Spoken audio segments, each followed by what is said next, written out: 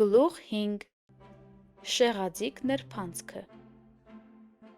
Մյուս առավոտ Հարին վաղ արթնացավ ու թեև գիտեր, որ լույսը բացվել է, շարունակեց աչքերն ամուր փակած պառկել։ Երազ եմ տեսել, ասաց ինքն իրեն։ Երազումս Հագրիդ անունով մի հսկա եկել էր ինձ հայտնելու, որ ընդունվել եմ կախարդների դպրոց։ Հենց աչքերս բացեմ, իսկույն կհայտնվեմ տանը խորդանոցում։ Հանկարծ լսվեց բարձր թակոցի ձայն։ Երևի մորաքուր Փեթունյան է դուռը թակում, մտածեց Հարին, և տրամադրությունն ընկավ, բայց աչքերը մեկ է չէր բացում։ Ինչ լավ երազ էր։ Թխկ, թխկ, թխկ։ Լավ, վրդմնջաց Հարին, վեր եմ կենում։ Երբ նստեց, Հագրիդի ծանր վերարկուն վրայից ընկավ։ Տնակը ողողված էր արևի լույսով, փոթորիկը խաղաղվել էր։ Հագրիդն ինքը քնած էր արդեն բոլորովին փլուզված բազմոցի վրա, ինչ-որ բու թերթը կտուցն առած ճանկերով թակում էր պատուհանի փեղկը։ Հարին մի կերպ ոտքի ելավ, այնպիսի երջանիկ զգացողություն ուներ, ասես ներսում օդապարիկ էր ուռչում։ Գնաց ուղիղ դեպի պատուհանն ու քաշեց բացեց փեղկը։ Բուն ներս թռավ ու թերթը նետեց Հագրիդի վրա, բայց հսկան չարթնացավ։ Այս տեսնելով,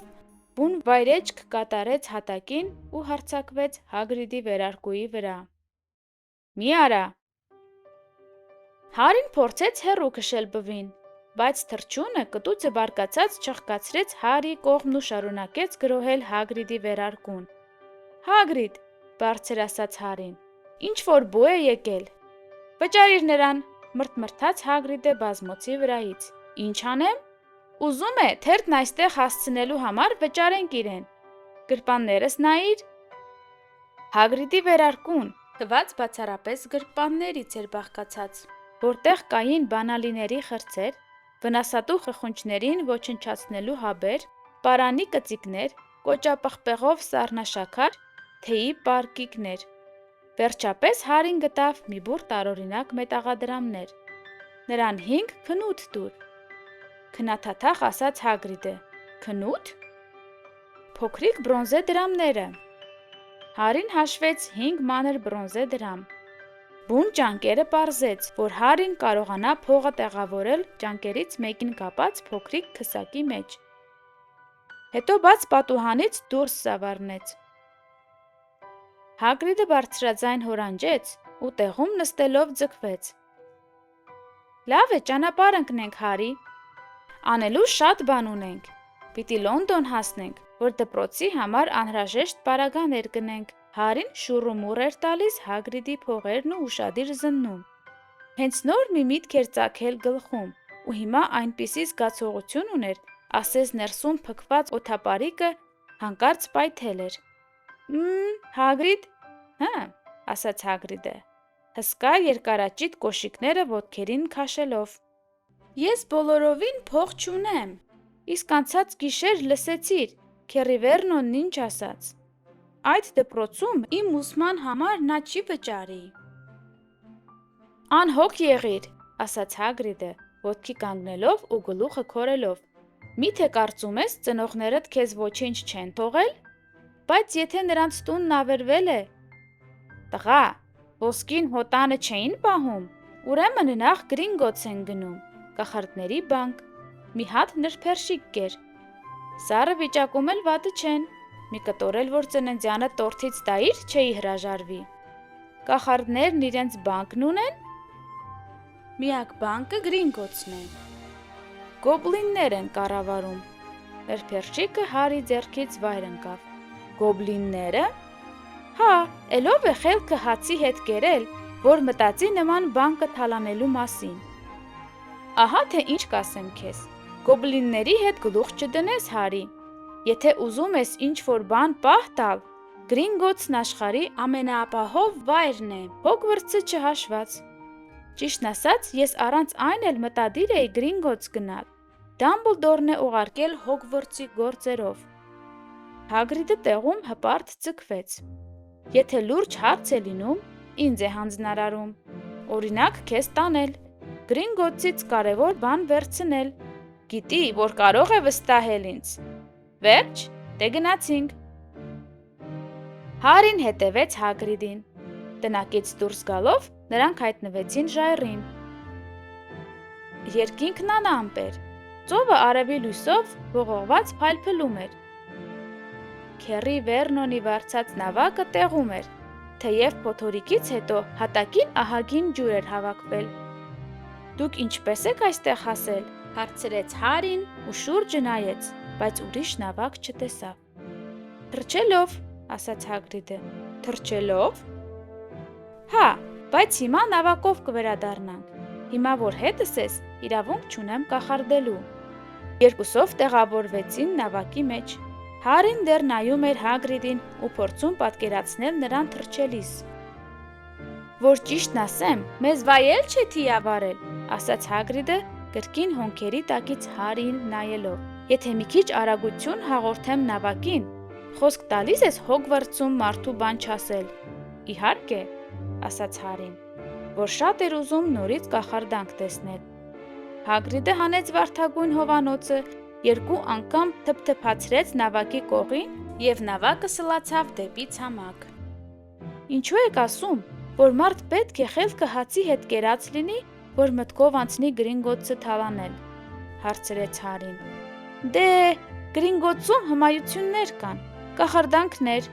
ասաց Հագրիդը, թերթը բացելով, որ կարդա։ Ասում են, բանկի նկուղները վիշապներ են հսկում։ Բացի այդ, Գրինգոտսը Լոնդոնից հարյուրավոր մղոններ ներքև է, մետրոյից էլ ներքև։ Անգամ եթե ձեռքդ մի բան ընկնի, դուրս գալու ճանապարհին սովից կմեռնես։ Հարին նստած մտածում էր այս ամենի մասին, իսկ Հագրիդն իր թերթն էր կարդում Daily Prophet-ը։ Քեռի Վերնոնի օրինակով Հարին գիտեր, որ երբ մարդիկ թերթ են կարդում, կերադասում են, որ իրենց հանգիստ թողնեն, բայց լռել շատ դժվար էր, այնքան հարցեր ուներ տալու։ Մոգության նախարարությունը, ինչպես միշտ, ամեն ինչ նորից իրար է խառնել, մրթմրթաց Հագրիդը, էջը դարձնելով։ Այդպիսի նախարարություն կա, հարցրեց Հարին, չհասցնելով իրեն զսպել։ Իհարկե, ասաց Հագրիդը։ Շատ էին ուզում Դամբլդորը լիներ նախարար, բայց նա երբեք Հոգվորտսը չէր թողնի։ Դրա համար էլ նախարարի պաշտոնը ծերուկ Քորնելիուս Ֆաջին բաժին հասավ։ Նրա պես ապաշնորհ մարդ շատ քիչ կա։ Բու է, որ ուղարկում է Դամբլդորի մոտ խորհուրդ հարցնելու։ Իսկ ինչով է զբաղվում մոգության նախարարությունը։ Նրանց հիմնական գործն է այնպես անել, որ մագլները չկասկածեն կախարդների և վհուկների գոյությանը։ Ինչու։ Ոնց թե գրողը տանի, Հարի։ Բոլորը կուզենան, որ իրենց խնդիրները կախարդանքի միջոցով լուծվեն։ Շնորհակալ ենք, հարկավոր չէ, մեզ հանգիստ թողեք։ Հենց այդ պահին նավակը թեթևակի բախվեց նավակայանի պարսպին։ Հագրիդը ծալեց թերթը, ու նրանք քարե աստիճաններով բարձրացան փողոց։ Երբ փոքրիկ քաղաքի միջով քայլում էին դեպի կայարան, անցորդները զարմացած նայում էին Հագրիդին։ Նրանց դժվար էր մեղադրել։ Հագրիդը ոչ միայն բոլորից երկու անգամ բարձրահասակ էր, այլև շարունակ մատով ցույց էր տալիս ամենասովորական բաներ։ Օրինակ, կայանաչափեր ու բացականչում։ Տեսնում ես, Հարի, մագլներն ինչ ասես չեն հորինում։ Հագրիդ, ասաց Հարին մի քիչ հևալով, որովհետև վազում էր, որ նրանից հետ չընկնի։ Ասացիք Գրինգոտսում վիշապներ կան։ Այդպես են ասում, պատասխանեց Հագրիդը։ Ես էլ կուզենայի վիշապ ունենալ։ Իսկապես։ Միշտ եմ ուզեցել, դեռ երեխա ժամանակվանից։ Տեղ հասանք։ Հասել էին կայարան։ 5 րոպեից Լոնդոնի գնացքը մեկնում էր։ Հագրիդը, որը ինչպես ինքն էր ասում, մագլների փողոցից գլուխ չէր հանում, հողը տվեց Հարին, որ տոմսերը նա գնի։ Գնացքի ուղևորներն ավելի շատ էին նրանց նայում։ Հագրիդը 2 տեղ էր զբաղեցրել ու կրկեսի վրան հիշեցնող դեղնավուն ինչ-որ բան էր հյուսում։ Նամակը դեռ մոտդ է, Հարի, հարցրեց նա գործվածքի հատերը համրելով։ Հարին գրպանից հանեց մագաղաթե ծրարը։ Շատ լավ է, ասաց Հագրիդը։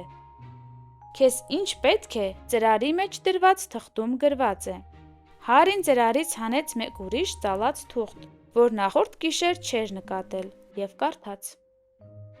Վհկության և կախարդության Հոգվարցի դպրոց, համազգեստ։ Առաջին տարվա աշակերտները պարտավոր են ունենալ 3 ձեռք պարզ աշխատանքային պատմուճան, սև, 1 ամենօրյա սրագագաթ գլխարկ, սև, մի զույգ պաշտպանական ձեռնոցներ, վիշապի կամ դրա մոտ կաշվից, 1 ձմեռային թիկնոց, սև արծաթե ջարմանդներով։ Խնդրում ենք նկատի ունենալ, որ բոլոր աշակերտների հագուստները պետք է անվանական պիտակներ կրեն։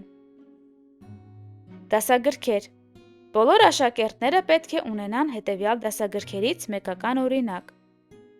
Հմայությունների գիրք, առաջին մակարդակ, հեղինակ Միրանդա Գոշոկ։ Կախարդության պատմություն, հեղինակ Բաթիլդա Բեքշոտ։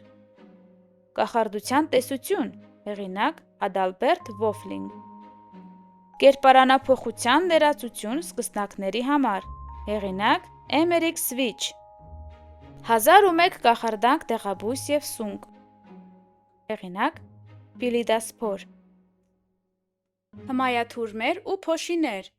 հեղինակ Արսենիուս Ջիգեր։ Գերբնական գազաններ և որտեղ են բնակվում նրանք, հեղինակ Նյուտ Սքամանդեր։ Մութ ուժեր, ինքնապաշտպանության ուղեցույց, հեղինակ Քվենթին Թրիմբլ։ Այլ անհրաժեշտ պարագաներ, 1 փայտիկ, 1 կաթսա, անագե սովորական երկրորդ չափի, 1 ձեռք ապակե կամ բյուրեղապակե սրվակներ, 1 հեռադիտակ, 1 արույրե կշեռք։ Աշակերտները կարող են նաև իրենց հետ բու, կատու կամ դոդոշ բերել։ Հիշեցում ծնողներին։ Առաջին դասարանի աշակերտներին արգելվում է անձնական ցախավելներ պահելը։ Այս բոլորը կարող ենք Լոնդոնում գնել, հարցրեց Հարին։ Եթե ճիշտ տեղում փնտրենք, պատասխանեց Հագրիդը։ Հարին Լոնդոնում երբեք չէր եղել։ Հագրիդը կարծես թե գիտեր ճանապարհը, բայց այնպիսի տպավորություն էր, որ սովորական ճանապարհն առանձնապես սրտովը չէր։ Նախ նա մետրոյում մնաց հսկիչ արգելափակոցի արանքում, հետո սկսեց բողոքել, որ գնացքի նստարանները շատ նեղ են, իսկ գնացքները չափից դուրս դանդաղ են շարժվում։ Գլուխ չեմ հանում, ինչպես են մագլները առանց կախարդանքի յոլլա գնում, ասաց Հարին։ Երբ կոտրված շարժասանդուղքով բարձրացան դեպի մարդաշատ մի փողոց, որի 2 մայթերին խանութներ էին։ Հագրիդն իր վիթխարի հասակի շնորհիվ հեշտությամբ ճեղքում էր ամբոխը։ Հարիից ընդամենը պահանջվում էր ետ չմնալ իր ուղեկցից։ Նրանք անցան գրախանութների, երաժշտական գործիքների խանութների, ռեստորանների և կինոթատրոնների կողքով։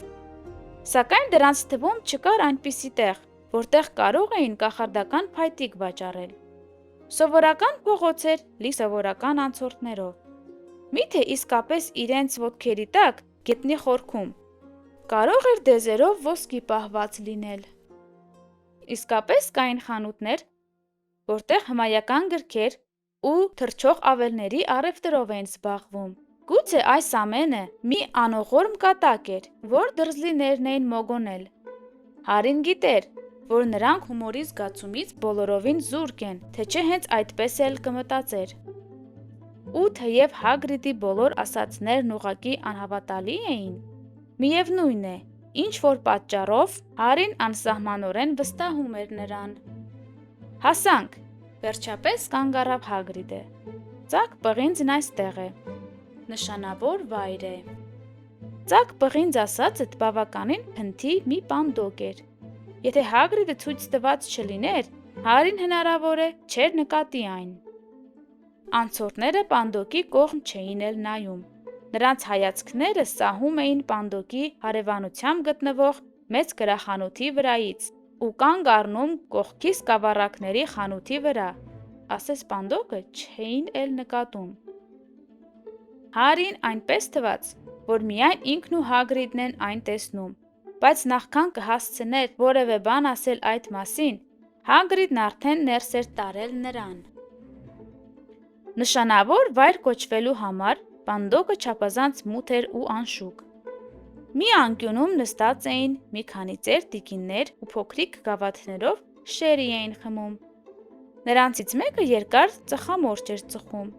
Գլխին լայնեզր գլխարկ դրած կարճլիկ մի մարդուկ զրուցում էր տարեց բարմենի հետ,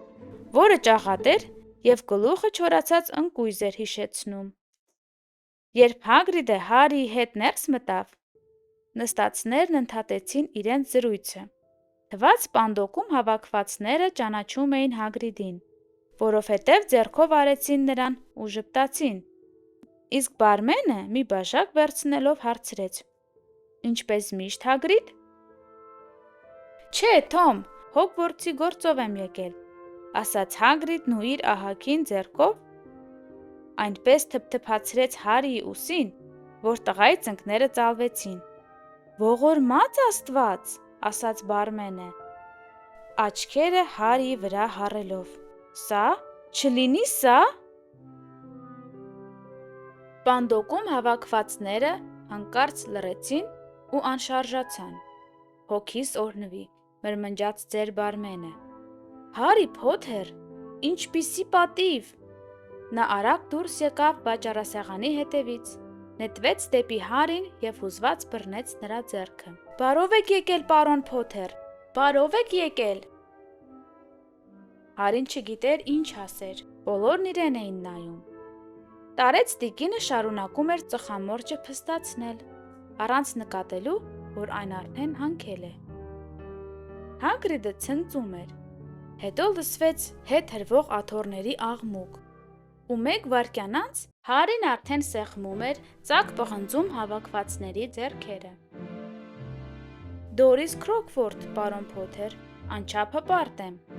Միշտ ցանկացել եմ ձեր ձեռքը սեղմել»։ «Ուրախ եմ, պարոն Փոթեր, անասելի ուրախ եմ։ Անունս Դիգլ է, Դիդալուս Դիգլ»։ «Ես ձեզ տեսել եմ», ասաց Հարին, երբ Դեդալուս Դիգլը հուզմունքից գլխարկը գլխից վայր էր գցել։ «Դուք ինձ մի անգամ խանութում ողջունեցիք»։ «Տղան հիշում է ինձ», գոչեց Դեդալուս Դիգլը ներկաներին նայելով։ «Լսեցիք, նա ինձ հիշում է»։ Հարին նորից ու նորից սեղմեց իրեն մեկնված ձեռքերը։ Դորիս Քրոքֆորդը շարունակ վերադառնում էր, ևս մեկ անգամ նրա ձեռքը սեղմելու։ Հետո մոտեցավ դալուկ մի երիտասարդ, որի մի աչքի կոպը ժամանակ առ ժամանակ ճղածկվում էր։ «Պրոֆեսոր Քվիրել», ասաց Հագրիդը։ «Հարի, պրոֆեսոր Քվիրելը Հոգվորտսում դասավանդելու է քեզ»։ «Փոթեր», կակազեց Քվիրելը, բռնելով Հարիի ձեռքը։ «Անասելի ուրախ եմ ձեզ հանդիպելու համար»։ «Իսկ դուք ինչ տեսակ կախարդանք եք դասավանդում, պրոֆեսոր»։ «Պաշտպանություն մութ ուժերից»։ Կմկմաց պրոֆեսորն այնպիսի տեսքով, ասես կգերադասեր չմտածել այդ մասին։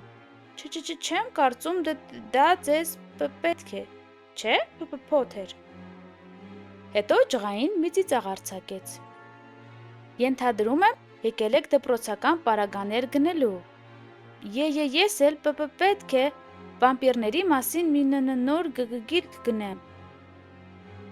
Թվաց միայն այդ մտքից պրոֆեսորը սարսափում էր, սակայն մյուսները մտադիր չէին Քվիրելին թույլ տալ, որ միայն ինքը Հարիի հետ շփվի։ Մոտ 10 րոպե պահանջվեց, որպեսզի կարողանար ազատվել բոլորից։ Վերջապես Հագրիդին հաջողվեց համընդհանուր ժխորը խախտելով խոսել։ «Մենք պետք է գնանք, դեռ ահագին բաներ ունենք գնելու, շարժվեցինք, Հարի»։ Դորիս Քրոքֆորդը վերջին անգամ սեղմեց Հարիի ձեռքը, և Հագրիդը, բարի միջով անցնելով, առաջնորդեց տղային դեպի փոքրիկ պարսպապատ բակը, որտեղ աղբամանից ու մոլախոտի թփերից բացի ուրիշ ոչինչ չէր երևում։ Հագրիդը ժպտաց Հարիին։ «Ասում էի, չէ՞, ասում էի, որ հայտնի տղա ես։ Նույնիսկ պրոֆեսոր Քվիրելը չէր համբերում, որ ձեռքդ սեղմի։ Իմացած լինես, նա միշտ դողում է։ Միշտ է այդպես նյարդայնանում։ Հա, խեղճ մարդ։ Պայծառ միտք ունի։ Ամեն ինչ լավ էր, քանի դեռ գիտական աշխատանքով էր զբաղվում։ Բայց հետո մի տարի արձակուրդ ձևակերպեց, որ փորձ ձեռք բերի։ Ասում են, Սև Անտառում վամպիրների է հանդիպել ու շատ անդուր խնդիրներ ունեցել մի ջադուի հետ։ Դրանից հետո էլ նույն քվիրելը չէր։ Հիմա եւ ուսանողներից է վախենում, եւ իր դասավանդած նյութից։ Ուր է անձրևանոցս։ Վամպիրներ, ջադուներ, Հարի գլուխն այս ամենից պտտվում էր, իսկ Հագրիդը աղբամանի հետևի պատի աղյուսներն էր հաշվում։ 3 քար վեր, 2 քար այս կողմ, կրթմնջաց նա։ Ահա, հետ կանգնիր Հարի։ Եվ Հագրիդն անձրևանոցի ծայրով 3 անգամ թխկացրեց պատին։ Աղյուսը, որին նա դիպել էր անձրևանոցով, ցնցվեց, տեղից շարժվեց եւ պատի մեջտեղում մի փոքր անցք երևաց, որը գնալով լայնացավ, իսկ 1 վայրկյան անց մի կամար բացվեց։ Այնքան բարձր, որ նույնիսկ Հագրիդը կարող էր տակով անցնել։ Կամարից այն կողմ սալահատակված փողոց էր, որ ոլորվելով ինչ-որ տեղ էր թեքվում ու աչքից կորչում։ Բարի գալուստ, շեղածիկ նրբանցք, ասաց Հագրիդը։ Նա ժպտաց տեսնելով Հարի շփոթմունքը։ Հետո երկուսով անցան կարմիր կամարի տակով։ Հարին հասցրեց ուսի վրայով հետ նայել ու տեսավ, թե ինչպես կամարն իրենց ետևից արագ փակվեց ու կրկին հոծ պատ դարձավ։ Արևը պայծառ շողում էր, մոտակա խանութի դռանը շարված կաթսաների բուրքի վրա։ Բոլոր չափերի կաթսաներ՝ պղնձե, անագե, արույրե, արծաթե, ինքնախառնվող, ծալովի։ Գրված էր վերևում կախված ցուցանակին։ Քեզ մի լավ կաթսա է պետք, ասաց Հագրիդը, բայց նախ բանկից փող հանենք։ Հարին շատ կուզենար եւս 4 զույգ աչք ունենար։ Երբ փողոցով քայլում էին, գլուխը շրջում էր բոլոր հնարավոր ուղղություններով, փորձելով միանգամից ամեն ինչ տեսնել։ Խանութները, դռներին շարված ապրանքները, առևտրով զբաղված մարդկանց։ Դեղատան դռանը կանգնած գիրուկ մի կին, վրդոված գլուխներ տարուբերում։ Ով է տեսել, վիշապի լյարդի 1 ունցիան 16 սիկլ արժենա, խելքները գցել են։ Մութ ինչ-որ խանութից հազիվ լսելի կռինչ էր գալիս։ Խանութի ցուցանակին գրված էր. Բվերի վաճառատուն Այլոպս։ Վաճառքում անտառաբվեր, բվեճներ, բևեռային բվեր։ Հարի տարիքի մի քանի տղաներ քթները սեղմել էին մեկ ուրիշ խանութի ցուցափեղկի, որտեղ ծախավելներ էին վաճառում։ Հարին լսեց, ինչպես է տղաներից մեկը ասում. Վերջին նիմբուզ 2000-ն է, ամենաարագընթացը։ Կային խանութներ, որտեղ թիկնոցներ էին վաճառում։ Խանութներ, որտեղ հեռադիտակներ եւ արծաթե տարօրինակ գործիքներ կային, որոնք Հարին երբեք չէր տեսել։ Որոշ ցուցափեղկեր բեռնված էին չղջիկի փայծախի եւ օծածկան աչքերի տակառներով, հմայական գրքերի ճոճվող կույտերով, փետրագրիչներով, մագաղաթի գալարներով, դեղերի սրվակներով, լուսնի գլոբուսներով։ Ահա Գրինգոտսը, ասաց Հագրիդը։ Գրինգոտսը ձյունասպիտակ շինություն էր, բոլոր փոքրիկ խանութներից բարձր։ Փայլեցրած բրոնզե դռան մոտ կարմրավոսկեգույն համազգեստ տհակին կանգնած էր մի «Չես սխալվում, գոբլին է», հանգիստ ասաց Հագրիդը, երբ նրանք սպիտակ աստիճաններով սկսեցին մոտենալ նրան։ Հասակով գոբլինը Հարիից մոտ մի գլուխ ցածր էր, թուխ, խելոք դեմք ուներ, սրածայր մորուք եւ ինչպես Հարին թված, չափից դուրս երկար մատներ ու ոտքեր։ Երբ նրանք անցան, գոբլինը խոնարհվեց, իսկ Հարին ու Հագրիդը դեմ առ դեմ դուրս եկան 2 մեծ արծաթե դռների, որոնց վրա փորագրված էր. Մտիր անծանոթ, բայց լավ իմացիր, ինչ է սպասում ագահ սրտերին, ով չի վաստակում, բայց վերցնում է, արածի համար թանկ է վճարում։ Եթե փնտրում ես մեր նկուղներում, ինչը երբեք քեզ չի պատկանել, զգուշացնում են քեզ, գանձից զատ ուրիշ բան էլ կա այնտեղ։ Ասել էի քեզ, մենակ խելագարի մտքով կարող է անցնել այստեղից բան թռցնել, ասաց Հագրիդը։ Երկու գոբլին խոնարհվեցին, երբ նրանք անցան արծաթե դռներով ու հայտնվեցին վիթխարի մարմարե դահլիճում։ Երկար աշխատասենյակի ետևում, բարձր աթոռներին, նստած էին ևս մի 100 գոբլին և ահագին մատյանների մեջ ինչ-որ բան էին խզբզում։ Արյուրե կշեռքներով մետաղադրամներ կշռում ու խոշորացույցներով թանկարժեք քարեր զննում։ Անհնար էր հաշվել, թե դահլիճի մեջ քանի դուռ էր բացվում, որոնցով գոբլինները մարդկանց ներս ու դուրս էին առաջնորդում։ Հագրիդն ու Հարին մոտեցան աշխատասեղանին։ «Բարի լույս», ասաց Հագրիդը այդ պահին ազատ գոբլիններից մեկին։ «Եկել ենք պարոն Փոթերի պահախցից մի քիչ գումար վերցնենք»։ «Բանալի ունեք, սըր»։ «Մոտս պետք է լինի», ասաց Հագրիդն ու սկսեց գրպանները դատարկել սեղանին, շների համար պահած մի ամբողջ բուռ քարթու բլիթներ շաղ տալով ուղիղ գոբլինի հաշվեմատյանի վրա։ Գոբլինը կնճռոտեց քիթը։ Հարին նայեց, ինչպես է իրենցից աջ նստած մյուս գոբլինը ածխակտորների չափ մեծ սուտակներ կշռում։ «Գտա», վերջապես ասաց Հագրիդը, ցույց տալով մի շատ փոքրիկ ոսկե բանալի։ Գոբլինն ուշադիր զննեց բանալին։ «Ամեն ինչ կարգին է։ Եվ նաև մի նամակ եմ բերել պրոֆեսոր Դամբլդորից», հանդիսավոր տոնով ասաց Հագրիդն ու կուրծքը դուրս ցցեց։ «Նամակը վերաբերում է ինքներդ գիտեք ինչին, որ 713 խցում է»։ Գոբլինն ուշադիր կարդաց նամակը։ «Շատ լավ», ասաց նա, նամակը Հագրիդին վերադարձնելով։ «Հիմա մեկին կխնդրեմ, ձեզ կուղեկցի դեպի պահախցիկները»։ «Գրիփուկ»։ Գրիփուկը մեկ ուրիշ գոբլին էր։ Երբ Հագրիդն արդեն բոլոր բլիթները խցկել էր գրպանները, հետևեցին Գրիփուկին դեպի դահլիճից դուրս տանող դռներից մեկը։ «Ինչ բան է այդ ինքներդ գիտեք ինչը, որ համար 713 խցում է», հարցրեց Հարին։ «Չեմ կարող ասել», խորհրդավոր ձայնով պատասխանեց Հագրիդը։ «Շատ գաղտնի գործ է։ Հոգվարցի հետ է կապված։ Դամբլդորն ինձ է վստահում, ու եթե քեզ ասեմ, կարող եմ տեղիցս զրկվել»։ Գրիփուկը դուռը բռնեց, որ նրանք անցնեն։ Հարին սպասում էր, որ այստեղ էլ մարմարե դահլիճ կլինի,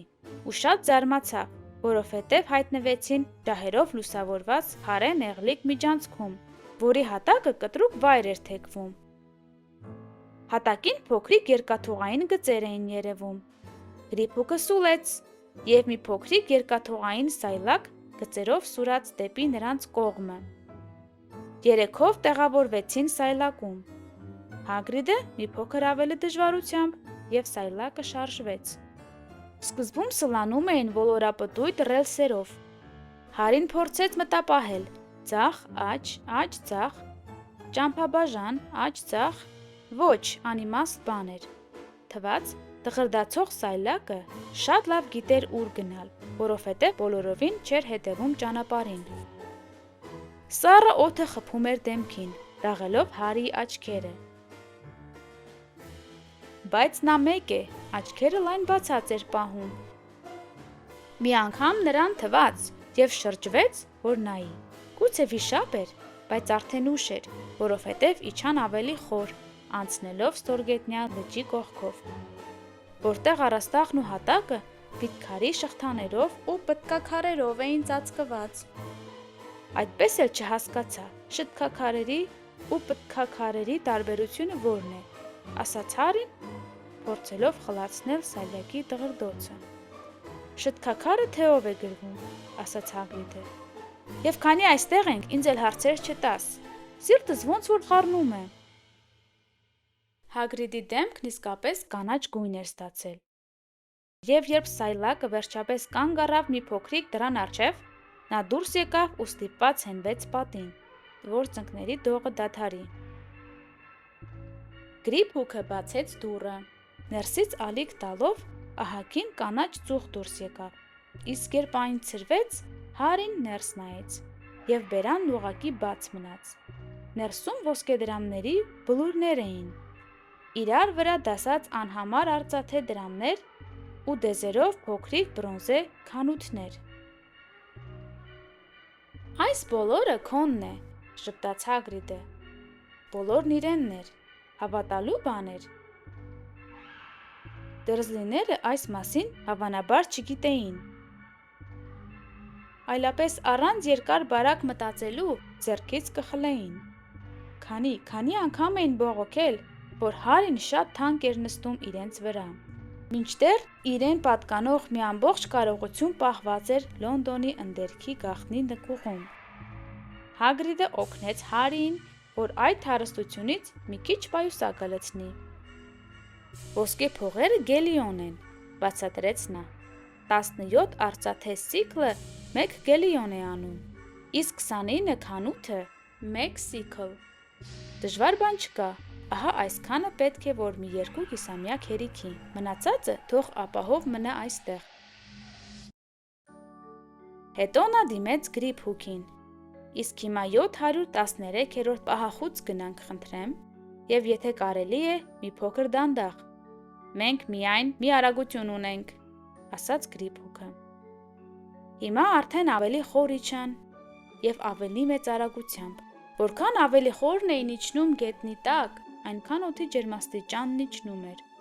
Երբ դղրդալով անցնում էին ինչ-որ հեղեղատի վրայով, Հարին թեքվեց ու վայր նայեց, որպեսզի տեսնի ինչ կար մթին հատակում, բայց Հագրիդը տնքոց արձակեց եւ օձիքից բռնելով հետ քաշեց նրան։ Համար 715-րդ պահախոսը բանալու անցք չուներ։ «Հետ կանգնեք», հանդիսավոր ասաց Գրիփհուքը։ Երկար մատներից մեկով նա զգույշ դիպավ դռանը եւ այն պարզապես հալվեց։ Աներևութացավ։ Եթե Գրինգոթսի գոբլիններից բացի ուրիշ մեկը նման բան անի, դուռը ներս կքաշի նրան ու այդպես էլ կմնա ներսում փակված, ասաց Գրիփհուքը։ Իսկ որքան հաճախ եք ստուգում, ներսում մարդ կա, թե ոչ, հարցրեց Հարին։ 10 տարին մեկ, ասաց Գրիփհուքը, անդուր ժպտալով։ Գաղտնի դռան հետևում ինչ-որ արտառոց բան պետք է լիներ։ Հարին վստահ էր։ Ուստի անհամբեր առաջ թեքվեց, ակնկալելով, որ առնվազն հեքիաթային հարստություն է տեսնելու։ Բայց խուցը նրան նույնիսկ դատարկ թվաց։ Ավելի ուշ հատակին նկատեց շագանակագույն, կոշտ ու կոպիտ մի փաթեթ։ Հագրիդը վերցրեց այն եւ խցկեց վերարկուի փորքերը։ Հարին շատ էր ուզում իմանալ, ինչ էր փաթեթի մեջ, բայց հասկացավ, որ պետք չէր հարցնել։ Գնացինք։ Այդ դժոխային սայլակը նստենք վերադառնանք եւ ճանապարհին հետս չխոսես, որովհետեւ լավ կլինի, որ բերանս փակ պահեմ, ասաց Հագրիդը։ Երբ սայլակը խելագար երթն ավարտեց, հայտնվեցին Գրինգոթսից դուրս եւ արևի լույսից աչքերը կկոցեցին։ Հիմա, երբ արդեն պարկով լի փող ուներ, Հարին չէր կողմնորոշվում, սկզբում ուր վազեր։ Պարտադիր չէր իմանալ, թե 1 ֆունտը քանի գելիոն էր, որպեսզի հասկանար, որ հիմա մոտն ավելի շատ փող կար, քան ունեցել էր ողջ կյանքում, նույնիսկ ավելի շատ, քան Դադլիներ երբևէ ունեցել։ Պետք է համազգեստ էլ գնենք, ասաց Հագրիդը, գլխով ցույց տալով մադամ Մալքինի հագուստ բոլոր առիթների համար խանութի կողմը։ Ինձ լսիր, Հարի, չես նեղանա, որ մտնեմ ծակ պղինձ, մի բան խմեմ։ Գրինգոթսի սայլակներն ուղղակի անտանելի են։ Տեսքից դատելով, Հագրիդն իրեն դեռ վատ էր զգում, եւ Հարին մի փոքր հուզվելով համաձայնվեց մադամ Մալքինի խանութ մենակ գնալ։ Մադամ Մալքինը գիրուկ, ժպտերես վհուկ էր, ոտքից գլուխ բաց մանուշակագույն հագած։ Հոգվարցի՞ց ես, սիրելիս, հարցրեց նա, երբ Հարին սկսեց խոսել։ Ձերոնցից այստեղ էլի կան։ Հենց հիմա մեկ ուրիշ տղա էլ է համազգեստ փորձում։ Խանութի խորքում գունատ ու սուր դիմագծերով մի տղա էր կանգնել աթոռակին, իսկ մեկ ուրիշ վհուկ գնդասեղներով նրա երկար սև համազգեստն էր կարճացնում։ Մադամ Մալքինը Հարին էլ կանգնեցրեց աթոռակին մյուս տղայի կողքին,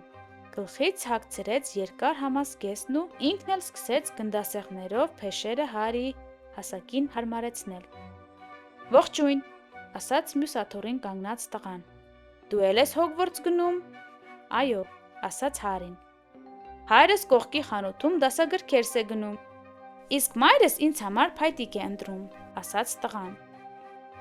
Նա մի տեսակ ալարկոտ ծորուն ձայն ուներ։ Հետո նրանց քարշ կտամ, որ ավելներ էլ նայենք։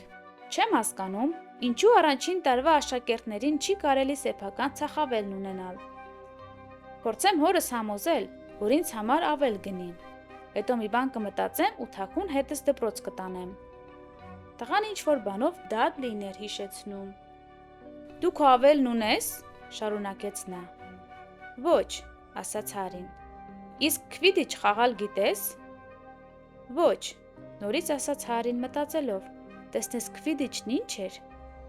«Իսկ ես գիտեմ։ Հայրիկն ասում է, որ եթե նրանք ինձ քվիդիչի թիմում չընդգրկեն, ուղղակի հանցագործություն կլինի»։ «Ես էլ եմ այդ կարծիքին, արդեն գիտես, որ հոսքում ես լինելու»։ «Ոչ», ասաց Հարին, իրեն ավելի ու ավելի հիմար զգալով։ «Դե ոչ ոք էլ մինչև Հոգվորտս հասնելը չգիտի, բայց վստահ եմ ինձ Սլիդերին կգցեն։ Մերոնք բոլորն էլ Սլիդերինից են։ Պատկերացրու,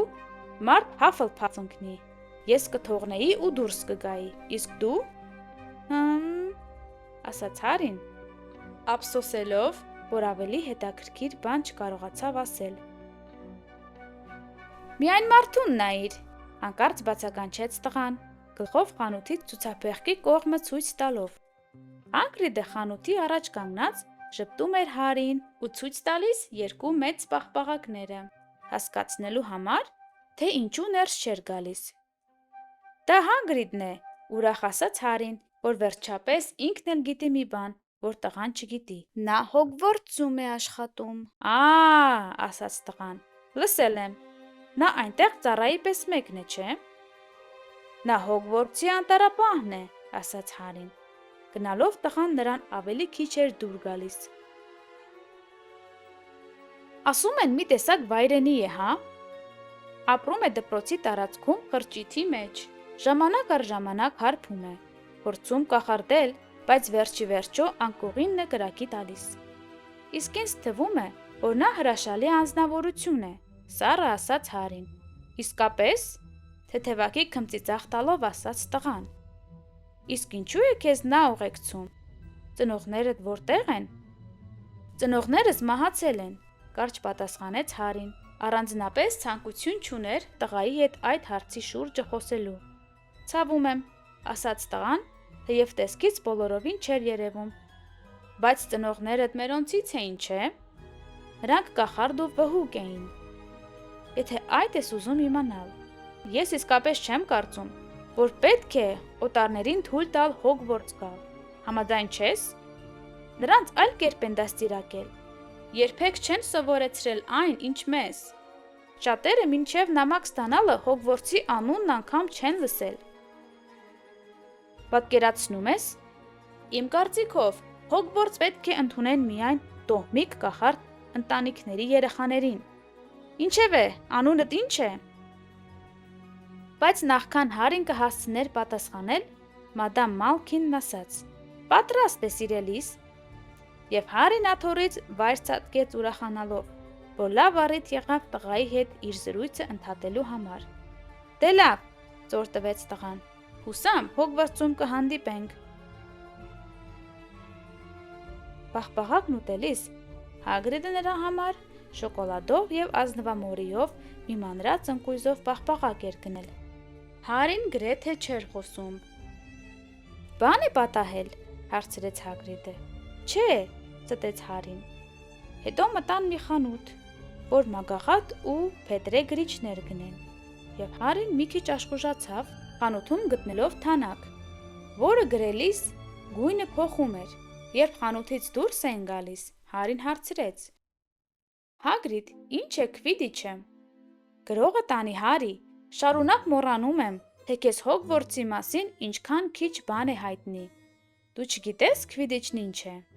Այնպես մի արեք, որ ինձ ավելի վատ զգամ, ասաց Հարին ու Հագրիդին պատմեց գունատ տղայի մասին, որին հանդիպել էր մադամ Մալքինի խանութում։ Այդ տղան նաև ասաց, որ մագլների ընտանիքների երեխաներին չպետք է թույլ տալ, որ Հոգվարտս ընդունվեն։ Նախ դու մագլների ընտանիքից չես։ Եթե այդ տղան իմանար, թե դու ով ես, եթե նրա ծնողները մերոնցից են, նրան քո անունը քաջ հայտնի է։ Ինքդ տեսար ծակ վղնձում ինչ կատարվեց։ Ինչ արեցին, երբ քեզ տեսան։ Դա էլ նրա ինչ խելքի բանն է դա։ Իմ տեսած լավագույն կախարդները այնպիսի ընտանիքներից էին, որտեղ միայն իրենք կարող էին կախարդել։ Թեկուզ մորդ հիշիր, ինչ վհուկ էր, իսկ հիմա մորաքրոջը հիշիր։ Լավ, հիմա ասեք ինչ է Քվիդիչը։ Դա մեր սպորտն է, կախարդների սպորտը, նույնն է, ինչ ֆուտբոլը մագլների համար։ Քվիդիչի բոլորն են գնում, խաղում են ավերներ նստած, օդի մեջ թռչելով ու 4 գնդակով։ Խաղի կանոնները մի քիչ բարդ են, իսկ Սլիդերինն ու Հաֆլփաֆն ինչ են։ Հոգվորտսի հոսքերն են, ընդամենը 4 հոսք կա, բոլորն այն կարծիքին են, որ ինչքան անխելք կա Հաֆլփաֆում է։ Գրաս կգամ, որ ինձ Հաֆլփաֆ կուղարկեն, տխուր ասաց Հարին։ Լավ է մարդ Հաֆլփաֆ ընկնի, քան Սլիդերին, մռայլ ասաց Հագրիդը։ Ձեռքից գնացած մի կախարդ չգիտեմ, որ Սլիդերինից չլինի։ Ինքդ գիտես ով, նույնպես Սլիդերինից էր։ Ոլ, ներողություն, ինքներդ գիտեք ով Հոգվորտսում է սովորել։ Շատ վաղուց, ասաց Հագրիդը։ Հարի դասագրքերը գնեցին Ֆլորիշ և Պլոց գրախանութից։ Դարակներին դիզած գրքերը մինչև առաստաղն էին հասնում։ Կային հսկա սալակարերի չափ կաշեկազմ գրքեր և դրոշմանիչների մեծության մետաքսակազմ հատորներ։ Գրքեր, որոնց էջերին զարմանալի տառեր էին գրված և դատարկ էջերով գրքեր։ Նույնիսկ Դադլին, որ երբեք ոչինչ չէր կարդում, ինչ ասես կտար այս գրքերից մի քանիսի դիմաց։ Հագրիդը ստիպված եղավ գրեթե ուժով Հարին պոկել մի գրքից, որ վերնագրված էր «Անեծքներ ու անեծքահան հմայություններ»։ Կախարդիր բարեկամներիդ ու հիմարեցրու թշնամիներիդ վրիժառության արդի մեթոդներով, մազաթափություն, ծնկածալություն, լեզվակապ և էլի շատ ուրիշ բաներ։ Պրոֆեսոր Բենդիկտուս Վերիդիանի հեղինակությամբ։ Ուզում էի գտնել, թե ինչպես կարող եմ Դադլին անիծել։ Դեմ չեմ, լավ միտք է, բայց իրավունք չունենք մագլների աշխարհում կախարդելու, միայն բացառիկ դեպքերում, ասաց Հագրիդը։ Համ էլ մեկ է, դու դեռ չես կարող անեծքները տեղ հասցնել։ Շատ պիտի սովորես, մինչև այդ մակարդակին հասնես։ Հագրիդը նաև թույլ չտվեց, որ մաքուր ոսկուց կաթսա գներ։ Քո ցանկում գրված է անագե կաթսա։ Փոխարենը մի շատ սիրուն կշեռ կընտրեցին հմայությունների բաղադրիչները կշռելու համար և մի ծալովի արյուրե հեռադիտակ։ Հետո մտան դեղատուն, որ այնպիսի զարմանահրաշ վայր էր, որ սոսկալի գարշահոտությանը նեխած ձվի ու փտած կաղամբի հոտ էր, ուշադրություն անգամ չդարձրին։ Դեղատան հատակին դրված էին տառականներով լպրծուն նյութեր։ Պատերի տակ շարված էին անոթներով դեղաբույսեր, չորացած արմատներ ու վառ գույնի փոշիներ։ Առաստաղից կախված էին փետուրների խրձեր, ժանիքների շարաններ ու խճճված մագիլներ։ Հագրիդը վաճառասեղանի ետևում կանգնած մարդուց Հարիի համար հմայաթուրմերի մի քանի հիմնական բաղադրիչներ պատվիրեց, իսկ Հարին սկսեց ուշադիր զննել հատը 21 գելիոն արժողությամբ մի եղջյուրի արծաթե կոտոշները ու բզեզի մանրիկ փայլփլուն սև աչքերը։ Սրանց մի գդալը 5 քանութ արժեր։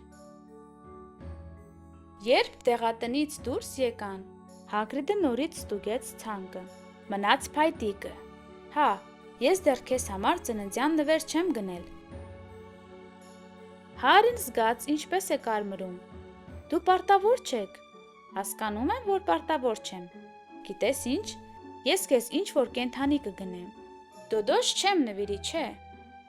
Դոդոշներն արդեն նորաձևությունից դուրս են եկել։ Վրատ կծիծաղեն։ Կատու էլ ես չեմ սիրում։ Դրանց երեսից սկսում եմ փռշտալ։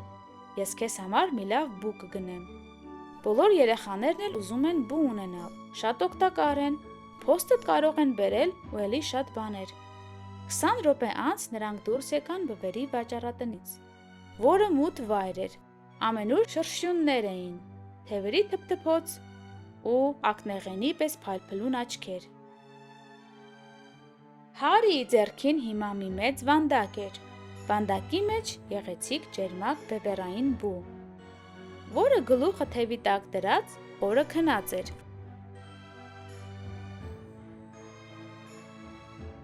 Հարին կմկմալով անվերջ շնորհակալություն էր հայտնում Հագրիդին,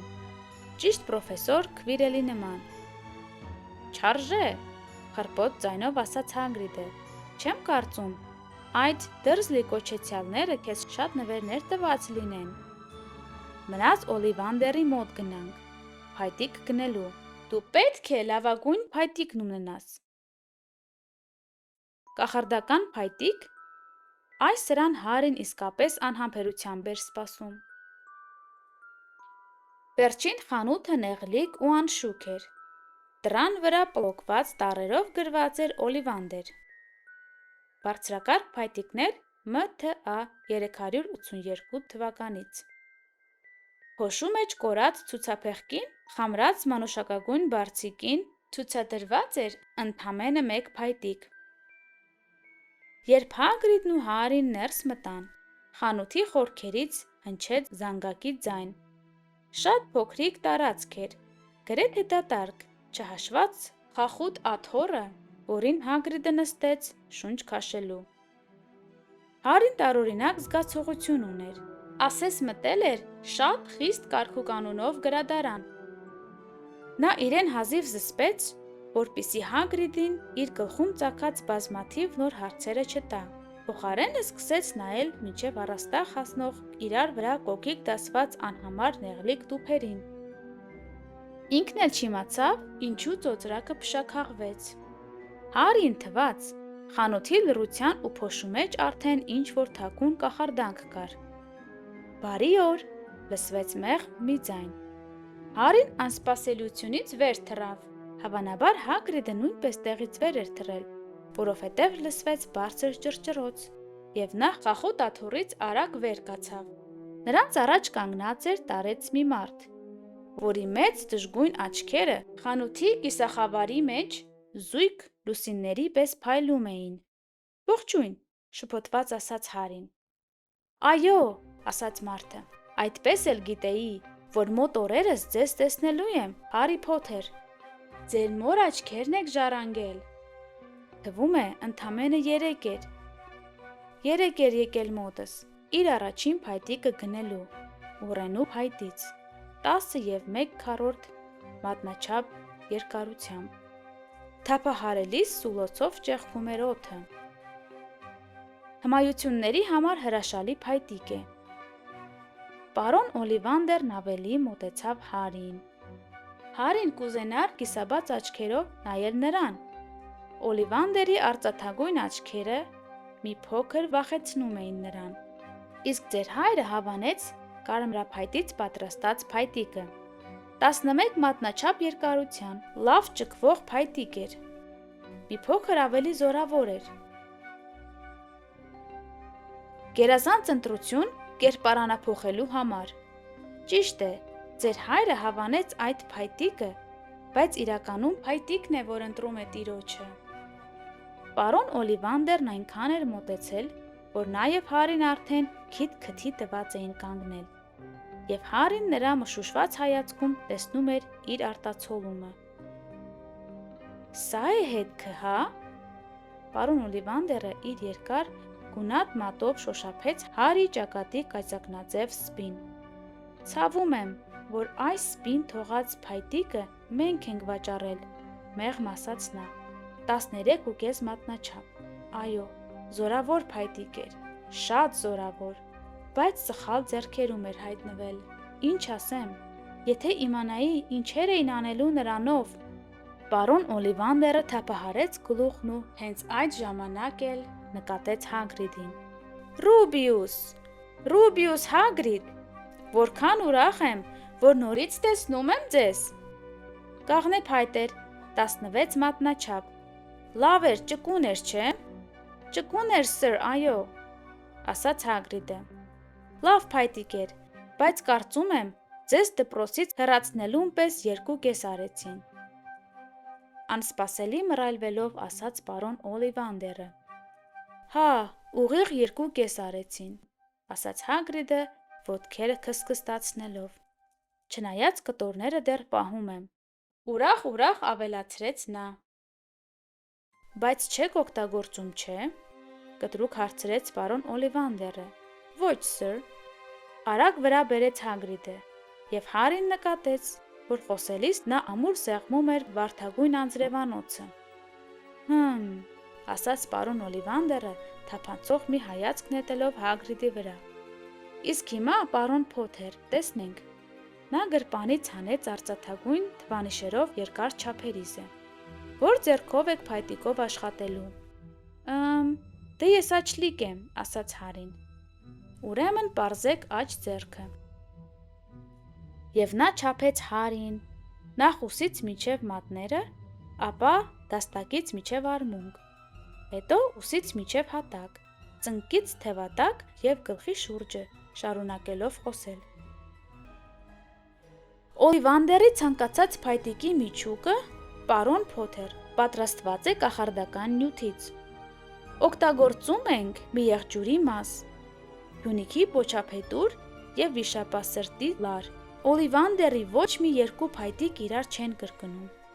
Ճիշտ այնպես, ինչպես չկան 2 բացարձակապես իրար նման մի եղջյուր, վիշապ կամ հյունիկ։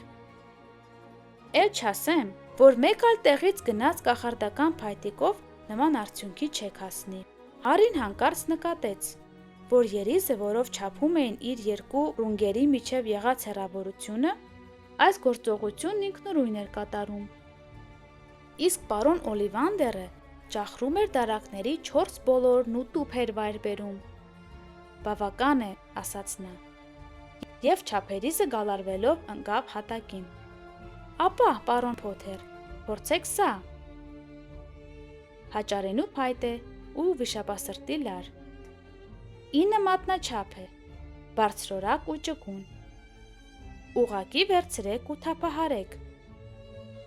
Հարին վերցրեց փայտիկը ու իրեն հիմարի դերում զգալով այն թեթևակի թափ տվեց։ Պարոն Օլիվանդերը գրեթե իսկույն փայտիկը խլեց նրա ձեռքից։ Թղկի և հյունիքի փետուր, 7 մատնաչափ։ Մտրակի պես ճեղքում է օդը, փորձեք։ Հարին փորձեց, բայց հազիվ էր փայտիկը վեր բարձրացրել, երբ պարոն Օլիվանդերը սա էլ ձեռքից խլեց։ Ոչ, ահա սա։ Եբենոս ու մի եղջյուրի մաս, 8.5 մատնաչափ։ Լավ էլ ճկուն է, դե փորձեք։ Հարին փորձեց, հետո ուրիշ փայտիկներ փորձեց։ Գաղափար անգամ չուներ, թե պարոն Օլիվանդերին ինչ էր հարկավոր։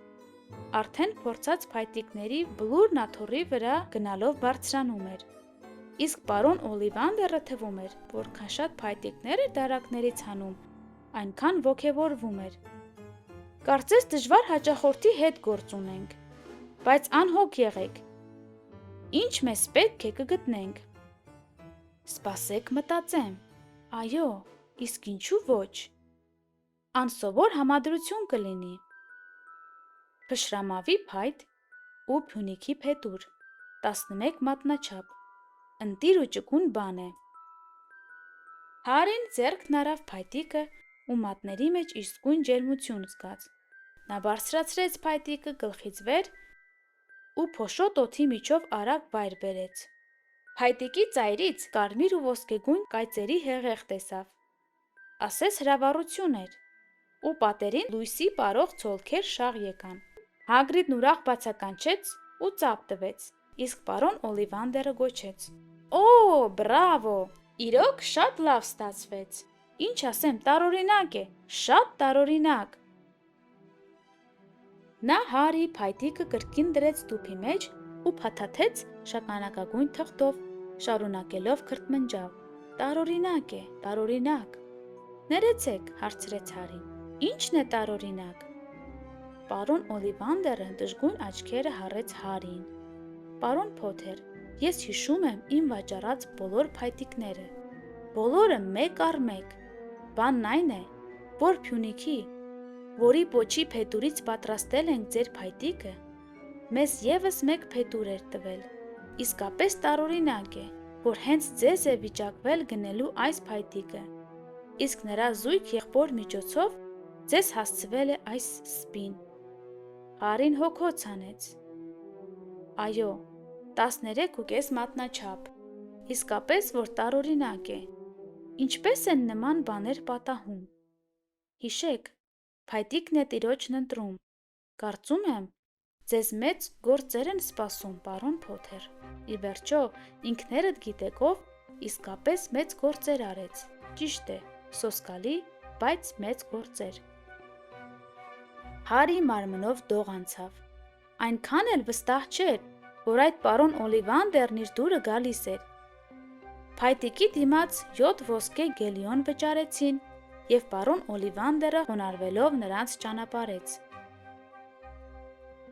Արևն արդեն մայր էր մտնում, երբ Հարին ու Հագրիդը անցան շեղաձիգ նրբանցքով, արդեն դատարկ ծակ պղնձով և պատի միջով վերադարձան։ Ճանապարհին Հարին չէր խոսում, անգամ չէր նկատում, ինչպես էին մետրոյում մարդիկ պլշած իրեն նայում։ Երկուսն էլ բեռնված էին տարօրինակ փաթեթներով։ Հարիի գոգին վանդակի մեջ քնած էր սպիտակ բուն։ Նրանք շարժասանդուղքով բարձրացան և դուրս եկան Փեդինգթոն կայարան։ Հարին ուշքի եկավ, միայն երբ Հագրիդը թփթփացրեց ուսին։ Դեռ կհասցնես մինչև գնացքիդ մեկնելը մի բան ուտել։ Նա Հարի և իր համար համբուրգեր գնեց և տեղավորվեցին նստարաններին ուտելու։ Հարին շարունակ շուրջ բոլորն էր նայում, ամեն ինչ այնքան տարօրինակ էր թվում։ Հարի, լավ ես, ասաց Հագրիդը, չես խոսում։ Հարին վստահ չէր, որ կարող էր բացատրել ինչ էր զգում։ Այդ օրը եղել էր նրա լավագույն տարեդարձի օրը, բայց մեկ է, նա շարունակեց ծամել համբուրգերը, փորձելով ճիշտ բառեր գտնել։ Բոլորին թվում է ես առանձնահատուկ եմ, վերջապես ասաց նա։ Բոլոր այդ մարդկանց ծակ պղնձում, պրոֆեսոր Քվիրելին, պարոն Օլիվանդերին,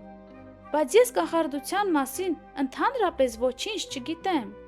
ինչպես կարող են ինձնից մեծ գործեր ակնկալել։ Ես հայտնի եմ, բայց նույնիսկ չգիտեմ ինչով։ Ես չգիտեմ ինչ է պատահել, երբ ներողություն, նկատի ունեմ ինչ է պատահել այն գիշեր, երբ ծնողներս մահացել են։ Հագրիդը առաջ թեքվեց դեպի սեղանը։ Հսկայի խռիվ մորուքն ու հոնքերը չէին կարող թաքցնել նրա անսահման բարի ժպիտը։ Անհոգ եղիր, Հարի, դու շատ արագ կսովորես։ Հոգվարցում բոլորն էլ ամենասկզբից են սկսում։ Ամեն ինչ լավ կլինի, պարզապես մնա ինչպիսին կաս։ Գիտեմ, դժվար է։ Դու ընտրյալ ես, իսկ ընտրյալներին միշտ դժվար է, բայց քեզ շատ դուր կգա Հոգվորցում։ Ինձ որ դուր էր գալիս, ճիշտն ասած, հիմա էլ է դուր գալիս։ Հագրիդը օգնեց Հարիին, որ գնացք բարձրանա և վերադառնա դրզլիների մոտ։ Հետո նրան մի ծրար հանձնեց։ Սա Հոգվորցի քո տոմսն է, ասաց նա, սեպտեմբերի 1-ի համար, Քինգս Քրոս կայարանից։ Տոմսիդ վրա գրված է. եթե դրզլիների հետ խնդիրներ ունենաս, բվի հետ ինձ լուր ուղարկիր։ Նա գիտի ինձ որտեղ գտնի։ Դե, կտեսնվենք, Հարի։ Գնացքը շարժվեց։ Հարին ուզում էր նայել Հագրիդին, մինչև նա էլ չերևար։ Ուստի տեղից բարձրացավ ու քիթը ապակուն սեղմեց, բայց մինչև կհասցներ աչքերը թարթել, Հագրիդն անհետացել էր։